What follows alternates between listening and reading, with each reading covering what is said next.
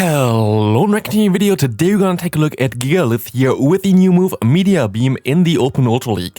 We're going to have a team here with the Trevenant in the lead, the Regirock is a safe swap, and also the Gigalith in the back. All kind of weak to this Grafty that we face here, but this was the only one that we faced and we got completely hardwalled in this game anyway. So let's not talk about this first one, but we can talk a little bit about the Gigalith Community Day. The Community Day itself was kind of lackluster, to be honest. Like, this Pokemon is okay-ish in raids. It's not the best one, well, we forfeit the first match. But for the PvP, I don't know.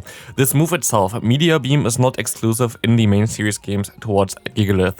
It's something that most likely commonly run on Lunala, if we ever get this in the normal series here. By the way, we see the Talonflame coming in. This is the matchup everybody wants to see, so you can farm it down. So this move itself is pretty cool, having 60 energy, 120 damage, and the 100 guaranteed chance to boost your own attack by one stage. Pretty decent, but not on this Pokemon.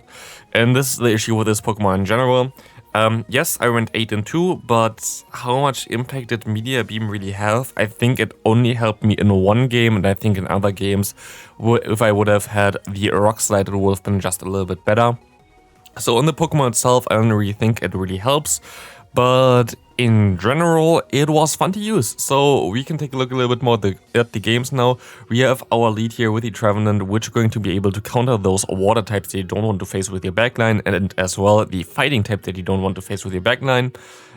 We have the Regirock as a safe swap here because this thing has pretty decent coverage, gets to the Stone Edge after 11 turns, and is in general a very cool Pokemon in the Open Ultra League, very underrated and pretty easy to get, as it's not something where you need XL or anything like this. It's just a normal Regirock powered up. We can see here that we go down, but what we can do now is we can get a lot of energy against the Swampert.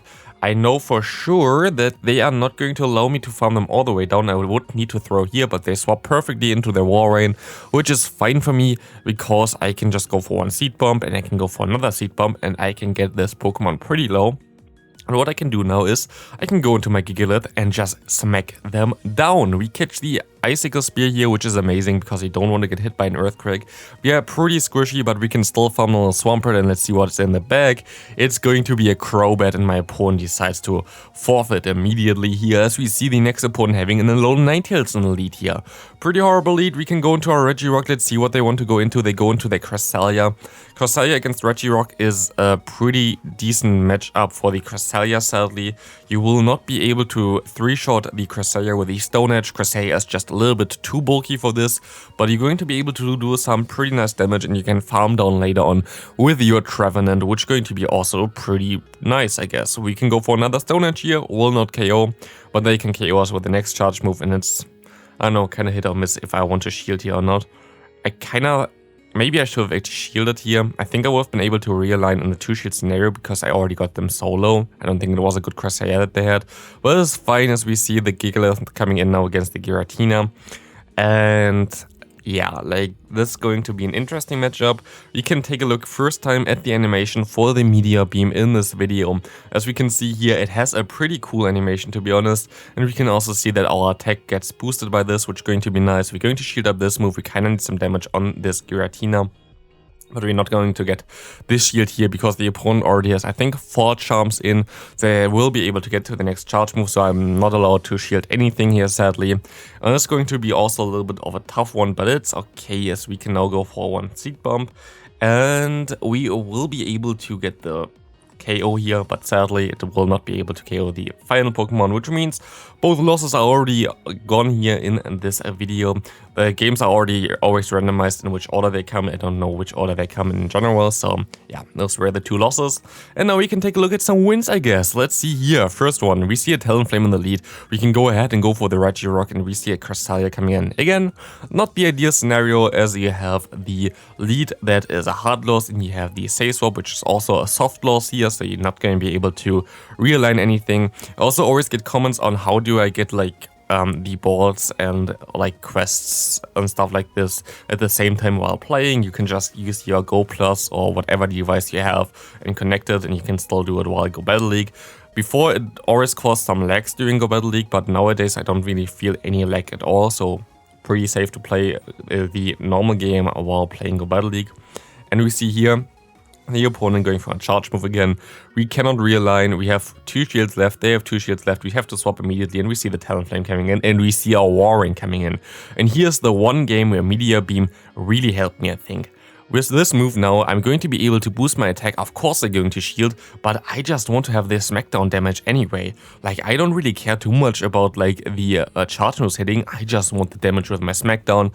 You're going to see them throwing 2 icicle spears here and they don't get to another one and we farm it down. And they decide to surrender now because I would have farmed down the opposing Talonflame as well at this point of time. We see a very good lead here for us and we see a Drapion coming in. Drapion going to be a little bit tricky. If they have the Awkward Tail, we kinda screwed. If they don't have the Awkward Tail, it's a kind of neutral matchup. The thing here is they're going to outspeed me all the time. It's for them 10 turns to get to a crunch and I need 11 turns to get to 1 Stone Edge. So it's a little bit hit or miss, but we can take 2 moves where they can only take a 1 move before they go down. So this is the beauty here of not getting debuffed on the first crunch, because then the matchup would be difficult and different in general otherwise. So yeah, it's very good that we don't get debuffed here and we can go for more Stone Edges, and we will be able to realign now as well, as they're going to let this move go through. Both have 1 shield left. We see a Swampert coming back in here. They can farm us down, we can go into our Trevenant and we can realign. Let's see what they're going to have in the back though now, because they go for 1 Hydro Cannon and they're going to swap into their Alolan Ninetales. We have super effective fast moves, but you see already, it doesn't really look like it, to be honest. Our health goes down at the same pace basically. But what we can do now is we either get the final shield or give them only 1 turn of fast moves here, and I only give them 1 turn of fast moves, and now we can already go for 2 Seed Bombs. We will be able to win CMP against the Swampert with our Trevenant, and we will be able to knock it out with a 1 more Seed Bomb. He is Shadow, he is double weak to it, and we are having a stab on our side as well. This is going to be a good game, as we see the next opponent having a Giratina against us here again. It's going to be okay, especially as they have the Dragon Breath instead of the Shadow Claw. We're going to go ahead and go for 1 bait, and then we're going to swap out because we have an ABB line. We have to try to get out the potential Swampert, the potential Fighting type, or the potential counter user like this Escavalier here. But the cool thing here is, again, we don't really are so weak against them. Counter doesn't do as much damage as Regirock is a pretty bulky Pokemon, and we can just go ahead and go for those Stone Edges. Stone Edge will do a lot of damage and it will be neutral because of the bug typing of the Steel type. So we're going to be able to just let this move go through now. We have now the shield advantage, which is really nice, and we can now get an energy advantage, and they don't even get to another move here, which is amazing. So we can go ahead, go for 1 Shadow Ball against Giratina, and we swap out immediately, trying to catch the next charge move, and we can successfully do this. I think we even got a fast move through, and let's see what they have in the back. It's going to be a Registeel. This is the cool thing about Gigalith. At least we have the coverage with the superpower here. This will do a lot of damage, and it will get him to half health, which is amazing for us, as we can now let this move go through. It's going to be a Zap Cannon going to Chaos, as we were debuffed already and we are very squishy, and they decide to surrender there. Good game to my opponent, as we see the next opponent coming in here. Cresselia lead, very good lead for us, of course, as we are Ghost type, as they swap into a Registeel. We don't really have the best answer for this Pokemon. I think we would be able to take 1 move with the Regirock, but of course it's still not the best matchup here now, and we just have to hope that we don't get debuffed by the Zap Cannon. And of course we get debuffed by the Zap Cannon, because why not? It's 66% chance, I guess I cannot really complain too much about it. Of course, if there's a chance that we don't get debuffed, I rather would take the chance where we don't get debuffed. And here we don't get debuffed, even though it would have been even better for us if we got to get debuffed there, because we would have got more energy and we would take more fast moves to KO them. But now we can at least go for 1 Shadow Ball against this Cresselia. We're going to swap out soon, expecting that they might have a Swampert in the back, catching perfectly the Moonblast on our Regirock here. And this will be a very good read from us, as they have a Swampert in the back. What a surprise! We can go for 1 Focus Blast here. This Focus Blast is going to do a lot of damage. They're going to let this move go through, which is smart on their choice, to be honest. And I can let this move go through as well. They should knock us out with 1 Hydro Cannon already, and we can go for 1 Seed Bomb here. Hope that we get at least another move through. Let's see. We can get more Shadow Claws through. We're going to shield this move up. We have to go and KO this Pokemon, so we go for another Seed Bomb here. Let's see what they want to do here. They go ahead and shield this move up as well. They still have some energy left and still have some health left. They still have their Cresselia, and we can farm them all the way down.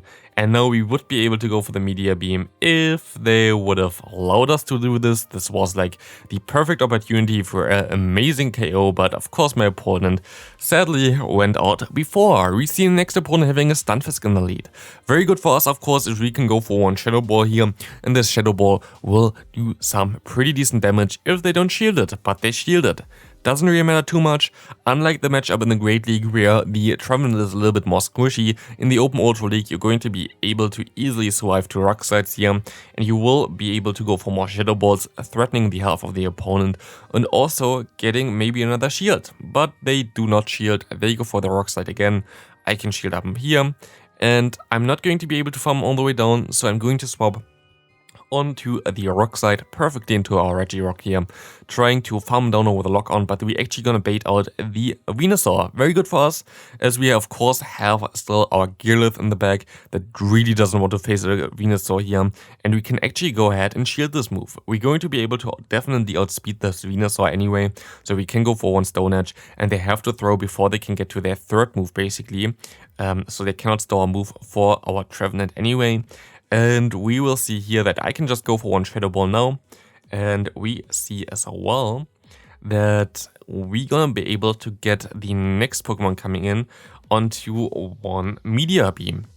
Cressaya comes in, which is of course a little bit iffy, but what we're gonna see here as well is that they go for Future Sight, means that they don't run the Grass Knot, which is amazing for us. We can go straight for the Meteor Beam, getting the boost, and we can completely destroy this Pokemon, and we get some lag, which is really good for our side, to be honest, as we can farm this thing nearly down. We would have even got to the superpower without the lag though, but it's fine, as we can now farm down both of the opponent's Pokemon with our Trevenant, winning us the game. And we go on to the final game here. We have a Swampert in the lead, and we see a Cobalion coming in.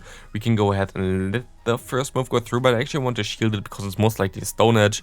I kind of have to, of course, keep my Trevenant alive, but I also don't really want to have the Pokemon here that we face, the Cobalion, against my Pokemon in the back line, because we're double weak to fighting in the back. So it's a little bit tricky. I'm going to let this move go through. I can farm up a little bit extra. I farmed up a little bit, way too much extra, to be honest, just to have perfect fast move timing. But it's fine, as we can go for another Shadow Ball in time, have now a shield advantage, have now basically also switch advantage, and we will see that they go ahead and go into a Stunfisk. Not the best for us, but we can swap perfectly onto their charge move into our Regirock. And we're gonna be able to later on hopefully use our superpower on the Gigalith to do some massive damage against this Galarian Stunfisk here, as we can go for one Focus Blast against the Swampert.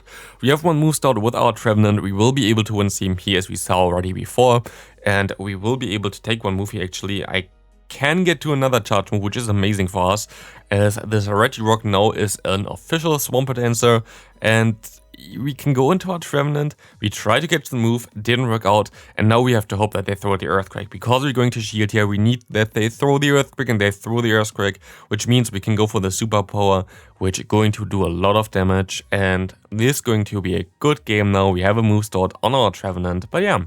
I hope you had a great community day. Let me know in the comment section how your community day went. This is definitely a cool Pokemon to use, but I don't really think that the Meteor Beam did too much good for this Pokemon. But maybe on some other Pokemon this would be a very decent move. But yeah, that's going to be it for the video. Thanks for watching. See you in the next one. Have a great rest of your day. Bye.